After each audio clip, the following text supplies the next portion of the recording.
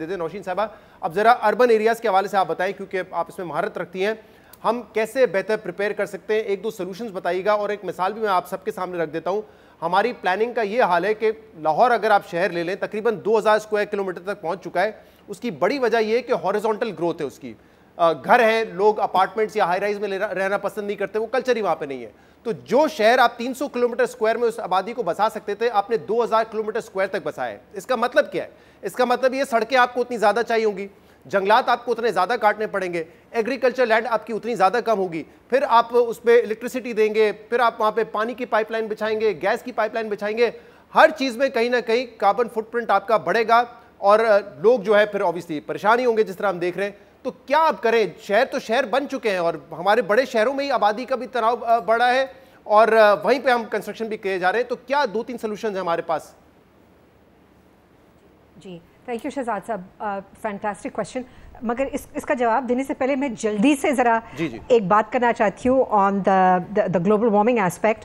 میں یہ کہنا چاہتی ہوں کہ پاکستان میں اب تک جو یہ پولوشن کا جو فینومینون ہے نا، اس نے ذرا ایکسٹریم ہیٹ ٹیمپریچرز کو تھوڑا روکا ہوا ہے اور اس پر سائنٹیفک توجہ اب بڑھتی جا رہی ہے for all of South Asia, India میں بھی جو شہر ہیں پاکستان کے high pollution rates actually are dampening extreme heat temperatures.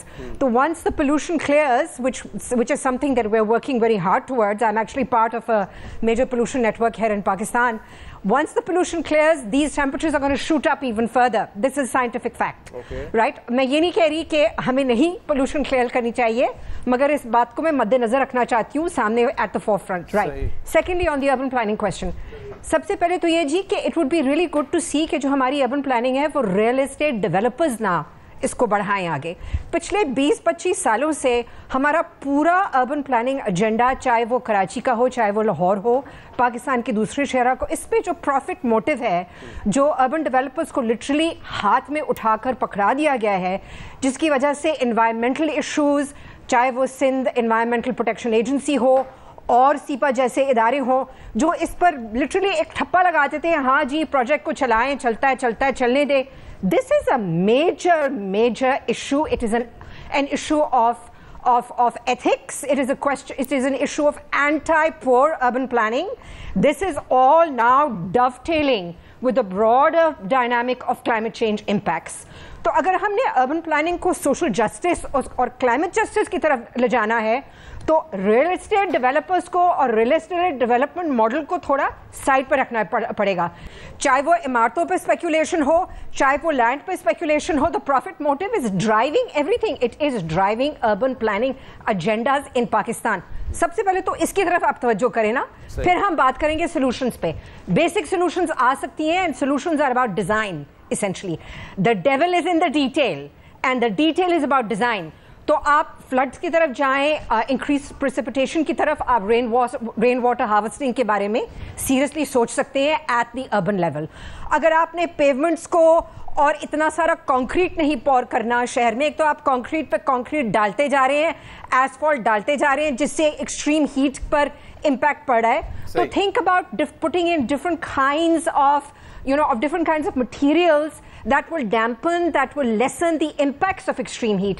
These are actually straightforward solutions. But the point is کہ آپ کے جو real estate developing community ہے وہ اس پہ توجہ نہیں دینا چاہتے۔ روشن صاحب میں چاہوں گا ایک دو اسپیسیفک سوال، urban planners like us then have even a chance to talk about solutions. صحیح، میں اس پہ مرتضیٰ وہاب صاحب کا پوائنٹ آف ویو لینا چاہوں گا، لیکن ڈاکٹر عمران صاحب کیونکہ آپ مہارت رکھتے ہیں اور آپ نے کہا گجر نالہ آپ نے ہی ڈیزائن کیا تھا، اب جو نالوں کے اوپر کنسٹرکشن ہو چکی ہے جو یہ نہیں کہہ سکتے کہ انلیگل ہے، لیکن پہلے جب شاید ہم نے پلان صحیح نہیں کیا، اربن پلاننگ ہماری ٹھیک نہیں تھی، اب حل کیا ہے کراچی کے لیے؟ اگر ہم کہتے ہیں کہ 40 ملی میٹر سے زیادہ یہ نالے پانی نہیں برداشت کر سکتے تو پھر کیا کریں ہم؟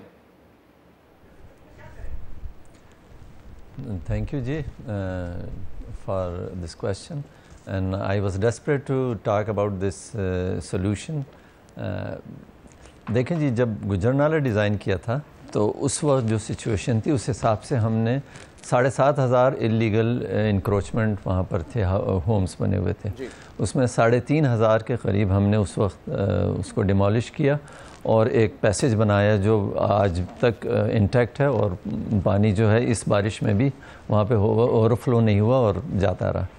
اچھا، اب اس کا سلوشن یہ ہے کہ میئر صاحب آن بورڈ ہیں اس وقت، یہاں پر ساتھ ہمارے موجود ہیں. ان کو پچھلے سال میں نے اگست میں ایک solution through our V C of N E D university بھیجا تھا کہ ہم injection well 27 injection well on different spots in Karachi we can manage. We have 8 months to do that.